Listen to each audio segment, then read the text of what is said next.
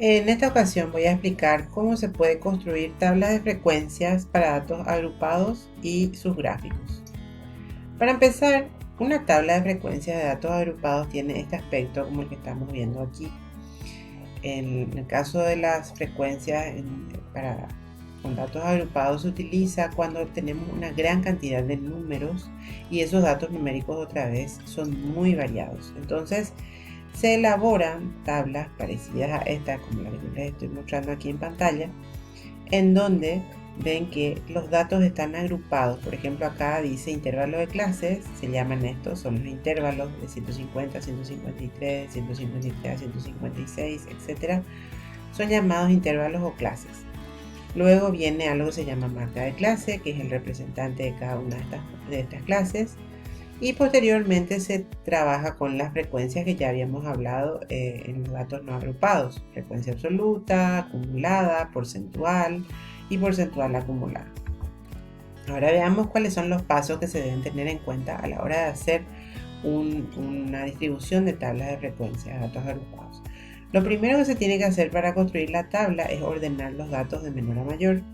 El segundo paso es hallar el rango de los datos. O sea, el rango consiste en hallar el dato mayor menos el dato menor, la diferencia entre los extremos. El paso número 3 es hallar el ancho de cada intervalo, saber de cuánto en cuánto irían cada una de las clases. Y la fórmula para hallar el ancho de intervalo sería el rango dividido por el número de clases.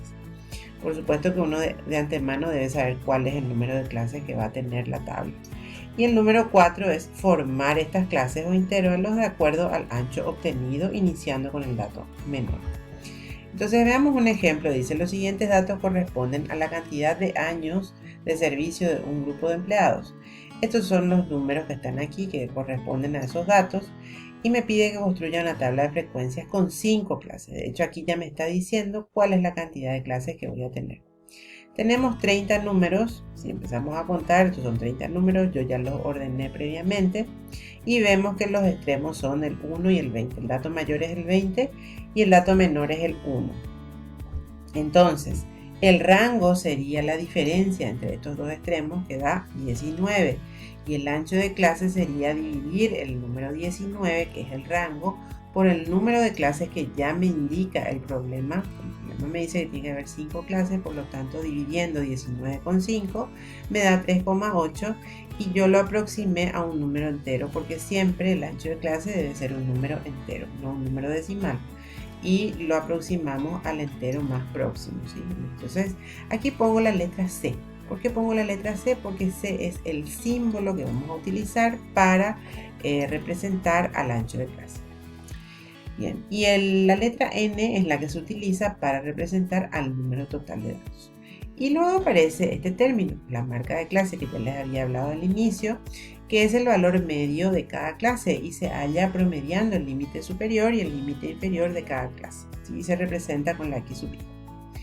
Bueno, ¿cómo hacemos entonces para hallar la tabla finalmente?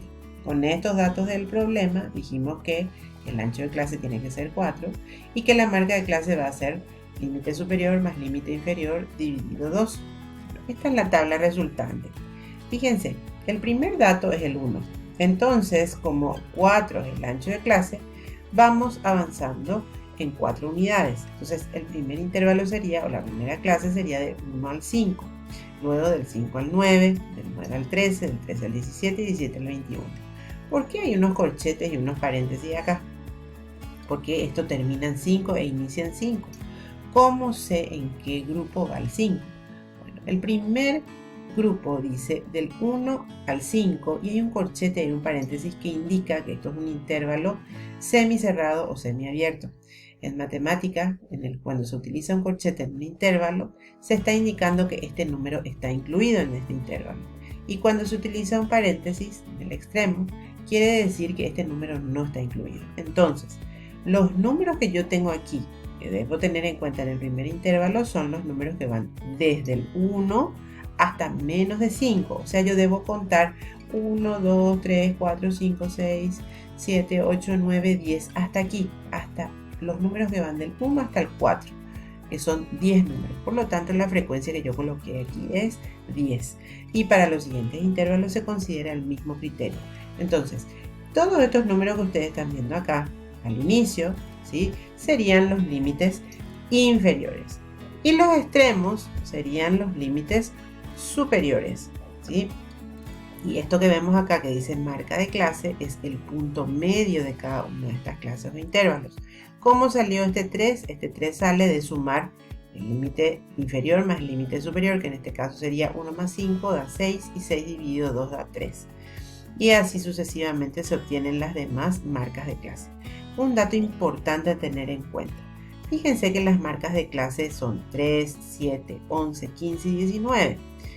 Puntos que están en el medio mismo de estos extremos, de estos límites superior e inferior. Y aparte de eso, van avanzando 4 unidades. El ancho de clase es 4 y las marcas de clase están a una distancia también de 4 unidades. ¿Qué es lo que yo agregué aquí? La frecuencia porcentual. O sea, nosotros podemos agregar todas las frecuencias que ya conocemos, absoluta, relativa, porcentual y acumulada en una distribución, ¿sí? Y vayamos ahora a la parte final, que es la representación gráfica. Se representa de dos maneras. Se utiliza el histograma y el polígono de frecuencias. Muchas veces estos dos tipos de gráficos van incluidos en una misma gráfica. Fíjense que acá tenemos un histograma. El histograma es el gráfico de barras donde las barras van pegadas, son barras contiguas, ¿sí? Y el polígono de frecuencias sería este gráfico lineal, ¿sí?, que va uniendo el punto que corresponde a cada marca de clase. Las marcas de clase eran 3, 7, 11, 15 y 19.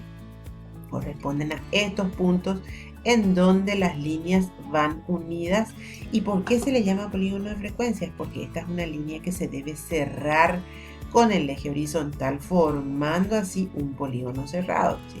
Entonces acá tenemos nosotros un gráfico en donde podemos representar dos tipos de cosas, tanto un histograma como un polígono de frecuencias.